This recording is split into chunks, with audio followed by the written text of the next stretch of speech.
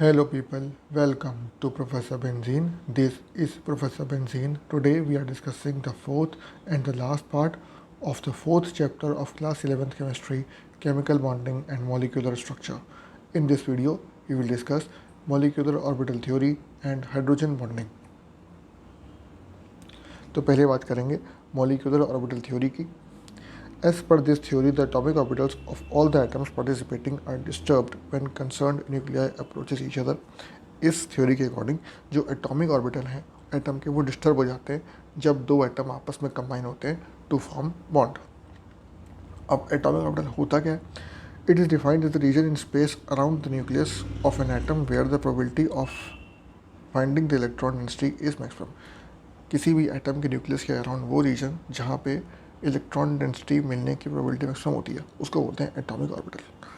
तो atomic orbital जो होते हैं एटम्स के वो डिस्टर्ब हो जाते हैं जब दो एटम कंबाइन होकर के मॉलिक्यूल बनाते हैं या कंपाउंड बनाते हैं. अब मॉलिक्यूलर ऑर्बिटल क्या होते हैं?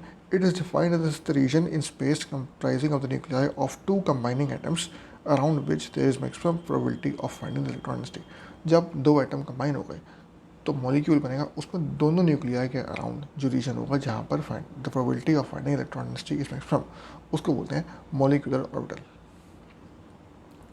अब मॉलिक्यूलर ऑर्बिटल थ्योरी के कैरेक्टरिस्टिक क्या है? पहला तो ये कि atomic orbitals combine to form molecular orbital. Atomic orbital मिलेंगे तो बनेगा मिलके मॉलिक्यूलर ऑर्बिटल, कोई दिक्कत नहीं. Molecular orbital can be result of either additive और सब्ट्रैक्टिव ओवरलैपिंग. एडिटिव ओवरलैपिंग या फिर सब्ट्रैक्टिव ओवरलैपिंग, दोनों में से कुछ भी हो तो दोनों से ही मॉलिक्यूलर ऑर्बिटल जो है वो बन सकते हैं. In case of additive overlapping, bonding molecular orbital is formed, while in case of subtractive overlapping, anti-bonding molecular orbital is formed. Linear combination में अगर एडिटिव ओवरलैपिंग होती है तो बॉन्डिंग ऑर्बिटल बनेगा और अगर सब्ट्रैक्टिव होती है तो एंटी बॉन्डिंग ऑर्बिटल बनेगा. Molecular orbitals follow of principle Hund's rule and Pauli's exclusion principle. Molecular orbital जो बनते हैं वो तीन बेसिक रूल फॉलो करते हैं: Hund's rule, Pauli's exclusion principle और ऑफ प्रिंसिपल. ये तीनों फॉलो करेंगे जो हम पढ़ चुके हैं in the second chapter. Up spin electrons are represented by plus half and down spin by minus half. Up spin जो इलेक्ट्रॉन होते हैं उनको प्लस हाफ से शो करते हैं और डाउन स्पिन को माइनस हाफ से शो करते हैं. In case of homonuclear molecules, atomic orbitals have equal energy, and in case of heteronuclear molecules, atomic orbitals have comparable energy. अगर होमोन्यूक्लियस है, सेम एटॉमिक ऑर्बिटल है तो एनर्जी भी सेम होगी. लेकिन अगर अलग अलग एटम के ऑर्बिटल हैं तो उसके न्यूक्लियस है तो उस केस में हेटेरोन्यूक्लियर हो गया तो जो एनर्जी वो कंपेरेबल होगी, लेकिन आसपास होगी, बहुत ज़्यादा डिफरेंस नहीं होता है, सेम तो बिल्कुल नहीं होगी. All atomic orbitals participate irrespective of having paired or unpaired electrons. और atomic orbitals चाहे उनमें paired electrons हो चाहे unpaired हो, in the formation of MOT molecular orbital, all of them participate. सारे ही orbitals जो हैं atomic के वो participate करेंगे. Linear combination of atomic orbitals. Linearly combine कैसे होते हैं orbitals? तो explain करा है पे पूरा. Consider the hydrogen molecule constituting of two atoms A and B. Each hydrogen atom in the ground state has one electron, 1s. Hydrogen atom लिया, ground state में 1s ऑर्बिटल में एक इलेक्ट्रॉन है दोनों केस में. The atomic orbital of these atoms may be presented by the wave function xi a and xi b. दो atom है ए और बी, हाइड्रोजन एटम दोनों. तो इस केस में क्या xi a और xi b से हमने यहाँ पे रिप्रेजेंट किया. Atomic orbitals of these atoms can be represented by the wave function xi a and xi b. तो atomic orbital जो हैं दोनों उनको xi a और xi b का नाम दे दिया.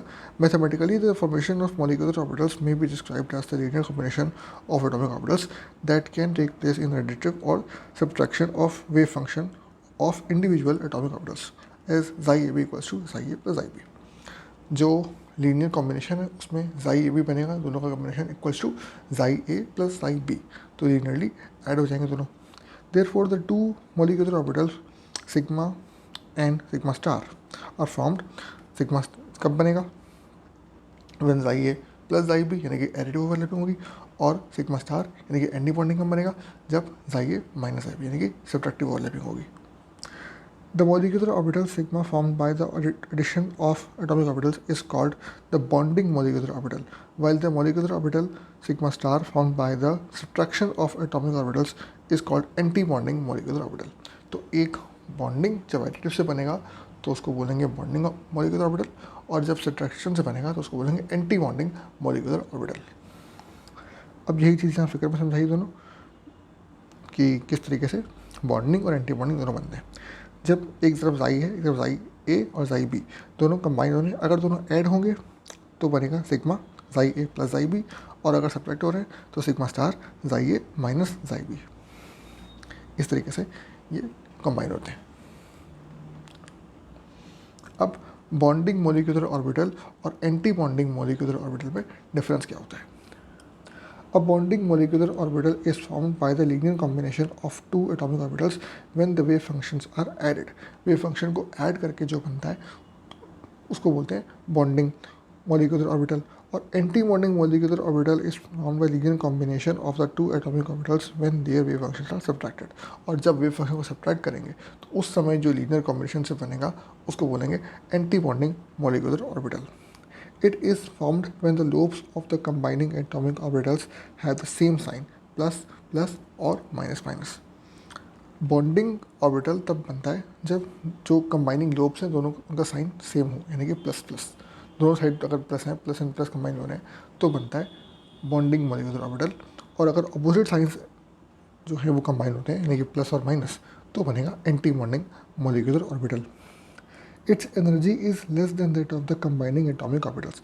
और बॉन्डिंग मॉलिक्यूलर ऑर्बिटल की जो एनर्जी है वो कंबाइनिंग इंडिविजुअल एटॉमिक ऑर्बिटल्स से कम होती है, जबकि एंटी बॉन्डिंग की एनर्जी कंबाइनिंग एटॉमिक ऑर्बिटल्स से ज़्यादा होती है। It increases the electron density in the space between the nuclei of the atomic orbitals, that is nuclei are shielded, and it decreases the electron density of the space between the nuclei of the atomic orbitals, that is nuclei are de-shielded। तो क्या होता है कि bonding atomic orbital में जो electron density है वो बढ़ जाती है, क्योंकि न्यूक्लियस जो है वो शील्ड हो जाते हैं, कंबाइन हो गए आपस में। तो जो एंटी बॉन्डिंग में उल्टा होता है, वहाँ पर डी-शील्ड हो जाते हैं तो इलेक्ट्रॉन डेंसिटी जो घट जाती है। It stabilizes the molecule and favours the formation of bond. It tends to destabilize the molecule and not favouring the bond formation. Bonding molecular orbital से स्टेबिलिटी बढ़ती है और बॉन्ड फॉर्मेशन की प्रोबेबिलिटी बढ़ जाती है। एंटी बॉन्डिंग से stability घट जाती है और बॉन्ड फॉर्मेशन की टेंडेंसी घट जाती है। It is represented by sigma pi और डेल्टा। इट इज़ जो बॉन्डिंग है उसको रिप्रेजेंट करते हैं सिग्मा पाई या डेल्टा से, और एंटी बॉन्डिंग को सिग्मा स्टार, पाई स्टार या डेल्टा स्टार से शो करते हैं। अब एटॉमिक ऑर्बिटल और मॉलिक्यूलर ऑर्बिटल जो दो पढ़े उनमें डिफरेंस क्या होता है?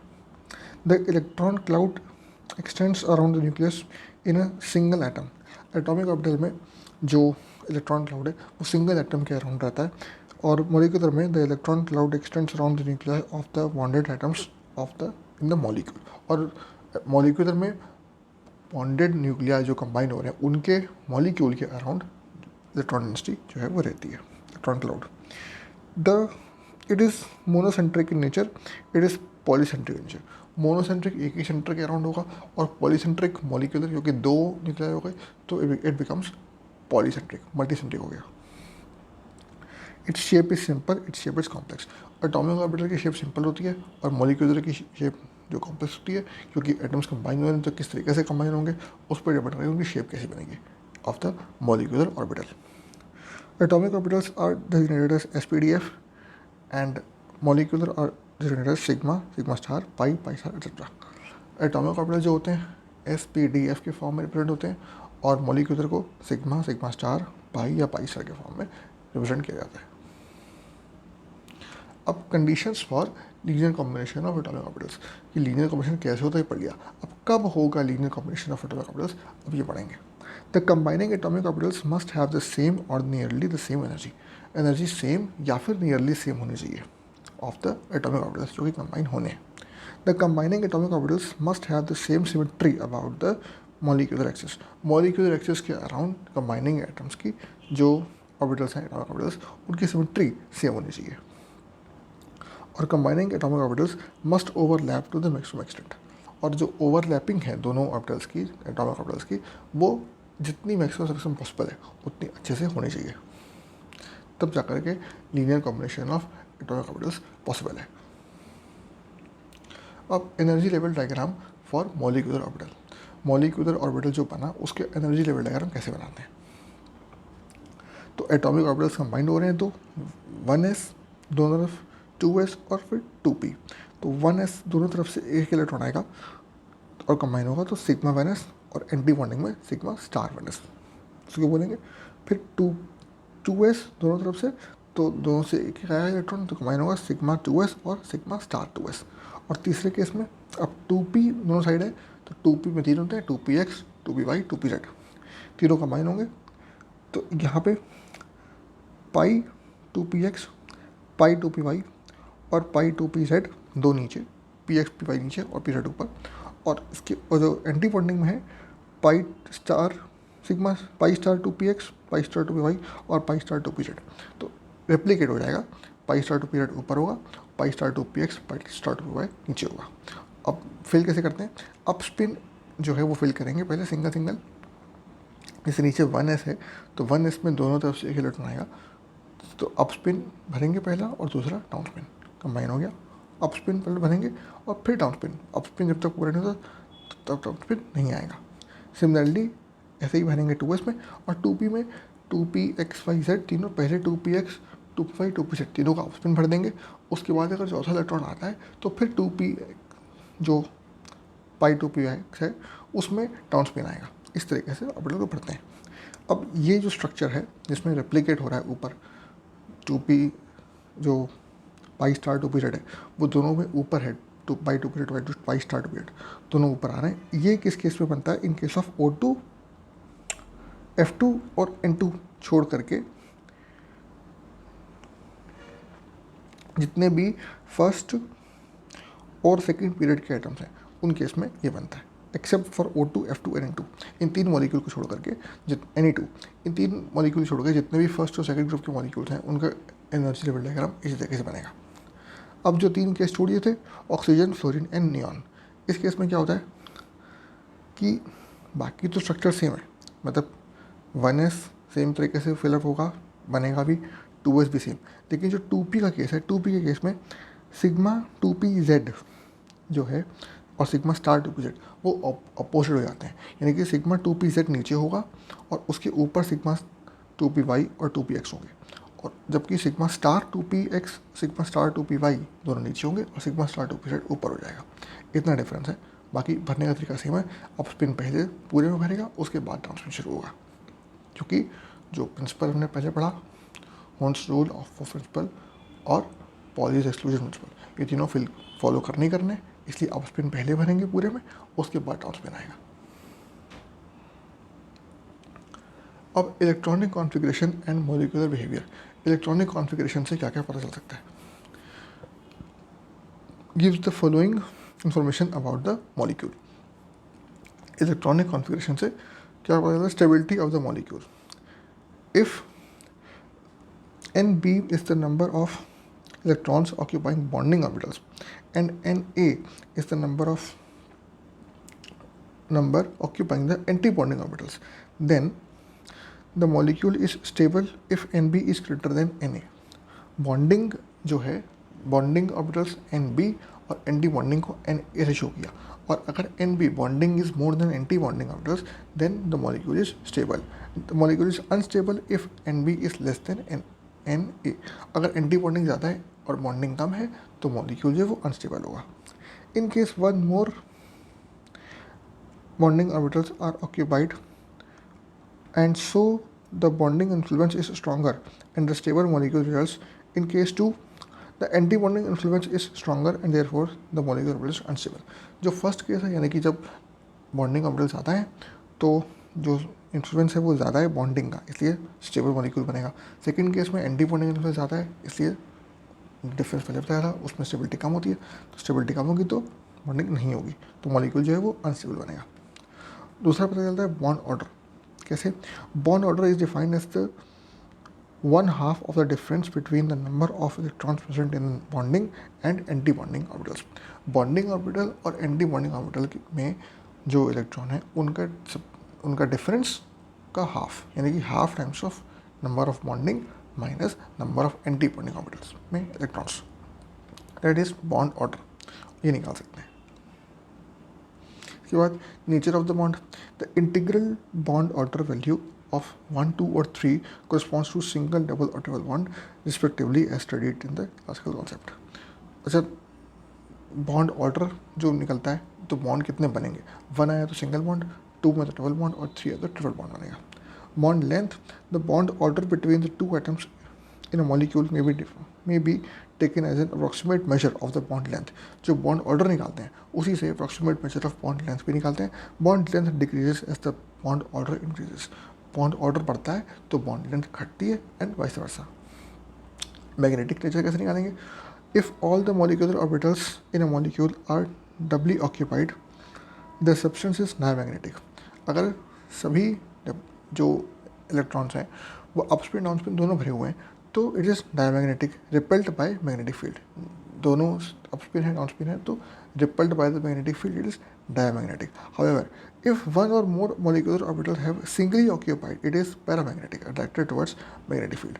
पैरामैग्नेटिक मतलब अट्रैक्टेड टुवर्ड्स मैग्नेटिक फील्ड। अगर कोई भी ऑर्बिटल में सिंगल इलेक्ट्रॉन है यानी कि अपस्पिन है अकेला, डाउनस्पिन नहीं है, तो उसको बोलेंगे paramagnetic, it is attracted by magnetic field. Example oxygen molecule which is paramagnetic nature. अब आता है कॉन्सेप्ट ऑफ हाइड्रोजन बॉन्डिंग। ये क्या, हाइड्रोजन बॉन्ड क्या होता है, it is defined as the attractive force between with binds the hydrogen atom of one molecule with the electronegative atom of other molecule. किसी एक मॉलिक्यूल के हाइड्रोजन एटम को दूसरे मॉलिक्यूल के इलेक्ट्रोनेगेटिव एटम के साथ बाइंड करती है फोर्स, उसको बोलते हैं हाइड्रोजन बॉन्डिंग। कब होगी hydrogen bonding, hydrogen atom must be linked to highly electronegative atom and size of the electronegative atom must be small. जो हाइड्रोजन एटम है किस मॉलिक्यूल में should be linked to highly electronegative atom. Hydrogen atom molecule में खुद ही अपने आप में किसी हाईली इलेक्ट्रोनेगेटिव एटम से लिंक होना चाहिए और जो दूसरे मॉलिक्यूल के एटम से लिंक हो रहा है हाइड्रोजन, उसका साइज़ स्मॉल होना चाहिए, तभी होगी हाइड्रोजन बॉन्डिंग। दो तरह की होती है, इंटरमॉलिक्यूलर एंड इंट्रामॉलिक्यूलर। इंटरमॉलिक्यूलर में क्या होता है, in this case the hydrogen atom and the electronegative atom are present in the bonds belonging to the different molecules।